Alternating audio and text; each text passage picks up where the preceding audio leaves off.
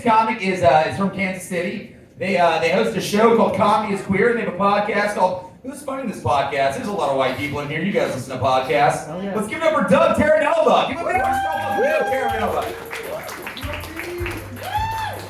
Oh my God, hello, Wichita. How are we doing tonight? Yeah, let me tell you, every time I come to Wichita, I'm excited, and I know what you're thinking, why? But I'm excited. It's not for the parking, I'll tell you that much. You guys need to work on that. But I get excited for one reason and one reason only. Smangles. Yeah, I love me some Smangles. Oh God, I even have family here, and I'm like, I don't have to see them. I'll just go to Smangles.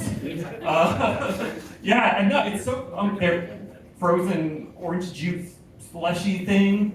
They're little hash browns, and I just found out today that they're maybe kind of owned by the mafia. Guys, I think that's too cool for you. I think that's too cool for Wichita. I don't know. I love it.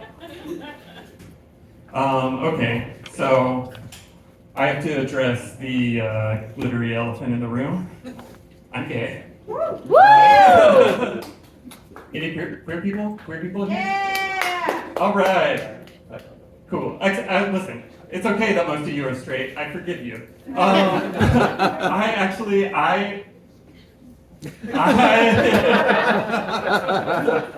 I really love straight audiences because gay people scare me. They're scary. But no, I came out when I was 26 years old. And you can clap. Yeah. I'm so brave. But I came out when I was 26, and straight people of Wichita, the thing that they never told me about coming out, and that they probably never told you if you're thinking about it, sir, I don't know, is it never stops. You never stop coming out. Every time you meet someone new, every time you get a new job, every time you move. I did it just now. Yeah, it's fucking exhausting. I would have just stayed in the goddamn closet. You know what I mean? I don't want to do that kind of work. I know how to do it. Also, I think Pride Month is the wrong month. June is bad. You know what's a good month to riot? September. Yes. Might go back in time. But I have started working on being what I like to call noticeably homosexual. Yeah. I want, with under a minute of meeting me, for you to go, queer. If I ever meet Tucker Carlson, dreams come true, I want him to be backing out of the room in under a minute, like, I don't want to be here. That's my goal. And I think I'm doing an okay job. Right? Yeah. I just like affirmation. Yeah, so I was outside of a comedy club one night, and this girl was just kind of sitting out there smoking and started talking, said something about my husband. She goes, "Oh, you're gay?" And I was like, "Yeah." She's like, "Well, just so you know, you don't look like it." I was like, "You fucking bitch. How dare you?" But last year at Pride, I know it's Pride weekend because I was walking down the sidewalk in like a crop top and glitter, you know, like my final form. I was walking down the sidewalk, this guy walked past me and he goes, "Faggot." Oh my God, I did it. Oh, I did it. Thank you, sir, for your feedback. I love it. Here's a fun story about that joke. It's a couple weeks ago, I was doing like a Pride Month wrap-up comedy show, and a bachelorette party walked in, and if you are gay or a server or an entertainer, your stomach just clenched. Like, it's the worst. But I was up on doing that joke, like literally maybe 30 seconds into my set, and this lady from the bachelorette party walks up onto the stage at a comedy theater and hugs me. And she goes, "It looks like you needed that." I was like, "Boy, did you misread that one." No. So never do that. I was like, for like 30 seconds, I was just like, isn't not part of my set. I just wanted you guys to know. I wanted to trauma dump on you. I am in my 30s. Yeah, hell yeah. I'm 34, and I remember when I was turning 30, like a lot of people were like, oh no, are you worried about it? And no, I was so done with my 20s. I love being in my 30s. I'm not gonna lie to you, it's great. Every year in my 30s, a lot of things get easier, some things get harder. For example, things that get easier, like I feel like I'm more stable emotionally and financially. I make wiser decisions. Success kind of rolls into success, which is good. Things that get harder, standing up from a sitting down position. Sitting down from a standing up position. Talking through this joke. Laying down and getting back up without making any noise. My body has slowly started to betray me. The other day, I hurt my knee, and I had to sit down for like an hour. Do you want to know what I was doing? Yes. I was washing my dishes. I was washing my dishes. I did not treat my body well. That was a lie. I was going to say I tried to treat my body well. I put so much drugs in it in my 20s. And now it's like, I'm coming back at you. But no, I do love being 34. I love being in my 30s because I'm now old enough to start looking down on people in their 20s. And listen, I hated it when I was younger, but I get it now. It's addictive. Like, what do you know, you little shit? Oh my God, I feel the power. I understand how boomers were created now. Oh, it's good. Anybody here in their 20s? You fucking little shit, shut up. Come back when you're, I'm kidding. Don't leave. And love me, I need it. One thing though I can say is that slang has completely gotten away from me. I don't know anything that any Gen Z person is saying anymore. And I can remember the moment that happened. It's like, do you remember where you were on 9/11? It's like that. It's like, do you remember where you were when slang stopped making sense? For me, it was cap or no cap, right? Is there anybody in their 40s or 50s here? Okay, let me explain what that is then. I'll translate because I had to learn. Apparently cap or no cap is like you're lying, or no cap is like you're not lying. And it is stupid. It is stupid. But no, like, new words keep happening to me, and I don't know, and I'm like, in the entertainment sphere, so people think I'm cool and hip, and that's stupid because I do comedy. But like, so they'll say things, and I feel like I'm just like Gollum in the Lord of the Rings, like, what's riz, precious? Like I don't know what that means. Somebody said skibbity to me the other day, and I was like, shut up! Who are you? I don't like it. And then everything. So. Some slang I do get, because you guys get it from us, the queer people. Some of our slang has been appropriated by the masses, which is fine, because I hate it too. But slay, that's one that everyone's saying slay. And actually, I was helping a friend of mine move. She's a lesbian, and she hired 4 little twinkie, like 20-something. Gay boys. And here's the thing, that was a mistake. She didn't hire them, she asked them to be there, because you don't have to pay them anything. Just buy them a drink at a bar. But lesbians, the most efficient people on earth. Really great, will do anything. Young gay men, the worst type of person. So they were like, oh my God, I got this. This isn't homophobic, I'm gay. That's how they are. But then we'd be like, okay, so here's what we're gonna do. Let's go load up those boxes. They're like, slay. And then everything was slay. It was like, okay, the truck's halfway loaded, slay. Can you do that? Slay. And I'm like, that's not slay. It's not slay, shut up. What are you talking about? Slay. Listen. I thought we had something. I thought we had a connection. No. Any of you guys single and on the apps? Woo! Yeah. How is it? Awful. And you're heterosexual? Unfortunately. Yeah.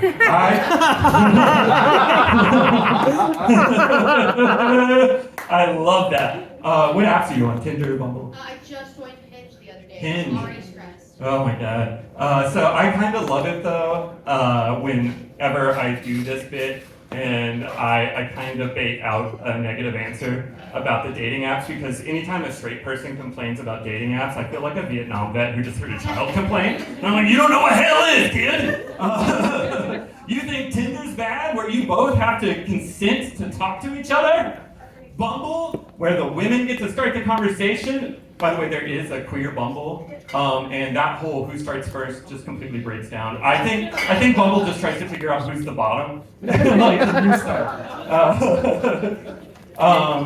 But like, yeah, no, those in comparison to gay apps are heaven. Grindr, you guys, Grindr is a gay hookup app where it's a grid sorted by how many feet away from you that person currently is. And you don't have to match or anything. It can be 7 a.m. and suddenly you get a pic of some guy's butthole. Relay this to gay men. Stop doing that.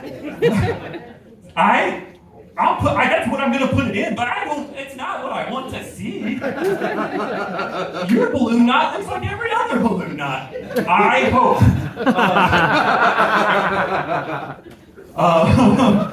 Yeah, I don't like it. Grindr is aggressive. Yeah, thank you. Don't ask how I know this.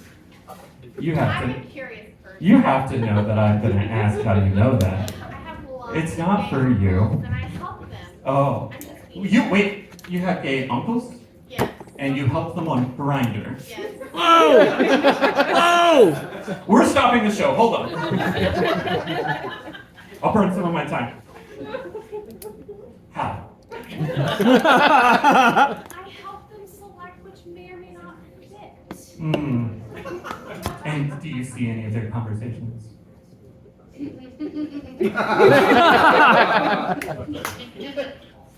Well, worked.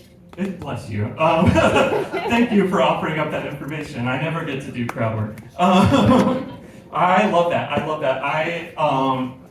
I don't even think that whenever I was dating that I even told my family I was dating, because I just was like, magically, here's a boyfriend, and they're like, cool, you found one. How did that happen? Don't worry about it. In a totally natural way. But there is like the trailer trash younger brother of Grindr out there now, and it's this app called Sniffies. No, I don't want to know if you do. Sniffies is another hookup app, but it's for cruising.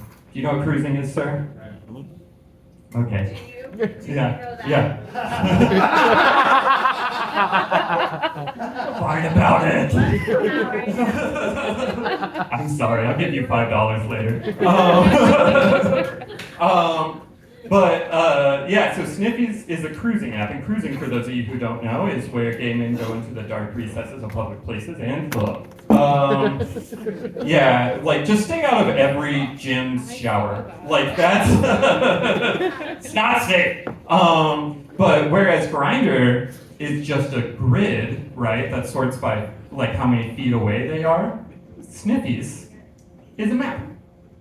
And you can zoom in, and zoom in, and zoom in, till you see them at their house. And tells you the street right there. Like, that's how the gay community doesn't have more active serial killers, I do not know.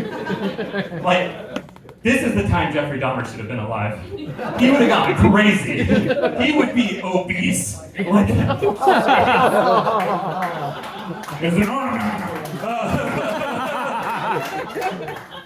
straight people always love that joke. Oh no. Here's a fun transition. Who has a good relationship with their dad? Yeah, okay, it's a comedy show, I figured. We don't get here by being well, you know? Like that's, I don't have the best relationship with my birth father. A really bad one, actually. And we haven't spoken in over 20 years. And it all happened because of this one thing where he died. I know, absentee father. Oh god, yeah. The week leading up to his death, he was in a coma. It's like, why aren't you paying attention to me? Oh yeah, he had cancer. I'm sorry. I like to bury that into the middle of my set because I will have enough time to see if you guys will be cool or not. But he did have cancer, and that's important because, so I got a new dad, you can do that. My mom remarried, and he's like, final side of papers. Yeah, he has had cancer not once, not twice, but 3 times. He's okay, he's just dramatic. And here's the thing about that. I'm not a doctor by any means, or a medical professional, or a scientist. But I'm starting to get the feeling that fucking my mom gives you cancer. She's like a black widow, but it takes a slow, painful time, you know? If anything happens to my dad, you single men, watch out. I'll do a bush. I hope your health insurance is good. I will never post that joke online because I can't let my parents see it. They would not like it. My dad actually never even wanted to acknowledge that he adopted me. And this isn't part of my set either, I guess I'm just telling you. He never wanted to acknowledge it, but then one day we were, like literally 5 years ago maybe, we were hiking and I slipped and almost fell into this ravine and he grabbed me and he goes, you better be careful, I paid a lot of money for you. And I was like, yes. If you haven't guessed by now, I'm mentally ill. Any other mentally ill people in here? Hell yeah, I love this crowd. Wichita, you guys are great. I'm gonna come back more often. I was like, who's in Wichita? I don't even know. I'm mentally ill. I have a major depressive disorder. I'm on some antidepressants. Anybody here on antidepressants? Yeah? Yeah. Actually, so again, I was outside a comedy club. All of the best interactions happened there. There's this guy who started talking to me with, you know, like happens with comics and talking after a show. And he's like, yeah, I do documentaries. And I was like, oh, that's cool. What kind of equipment do you use? He goes, just this right here. It's all in my mind. And I was like, got it. You are also mentally ill. Yeah, and that's like, but what am I missing out on? Like the wonder he must live in, the fantastical things he thinks are real. Like, he has memories, and his mental illness tells him, you're a documentarian. My mental illness just goes, stay in bed, stay, bitch! Like, I lost the mental illness lottery. I don't like that. I do though, like I really struggle with talking to people who aren't mentally ill about depression because they're always like, well, you know, my antidepressant is going outside. My antidepressant is yoga. So mine's Wellbutrin, okay? It keeps me alive. And also yoga? You think what will make me feel better about myself is to go into a room filled with objectively hot people, bending in ways I cannot, and a wall of mirrors. I don't know, man. I don't know. I did try it, though. I tried, not yoga, I never. Physical activity, no. But I was like, you know what, I'm gonna go outside on a nice day. I'm gonna go, you know, sit in a park. I sat in a park. I was like hand in the grass because they always tell me to touch grass for some reason. And, you know, the sun shining on my face. And I was like, you know, this is nice. Yeah, this would be This would be a great place to kill myself. Yeah. My lawyer does want me to tell you to not go kill yourself in a park. That is what hotels are for. Oh man. I'll kind of leave you with this last little bit here. So I'm a hairdresser, the stereotypes, and we have. Oh, thank you. She said I heard you. But I think it's really funny because I get a bunch of straight women in my chair, obviously, and any straight ally woman who comes in my chair acts one of two ways. Well, three ways. One, they're totally normal. That doesn't happen a lot. But the other two is either they're super serious and they're like, listen, I will fight for you. I will march for you, and we will not stop till you have equal rights. And I'm like, I don't even care about myself that much. Like, back off. It's okay. And then the other type is just super over enthusiastic, seen every season of Drag Race kind of ally. And they're like, where bitch, honey? Oh yeah, RuPaul. And I'm like, calm down. And one day I definitely got some of the latter in my seat. She was like, oh my God, are we best friends? Let's go to brunch. I was like, I just gotta get through this 3-hour service with you. And like, at the end of it though, she tipped me $100. Woo! So I was like, work bitch, yes, honey, RuPaul. Thank you guys, I'm Doug Terranova.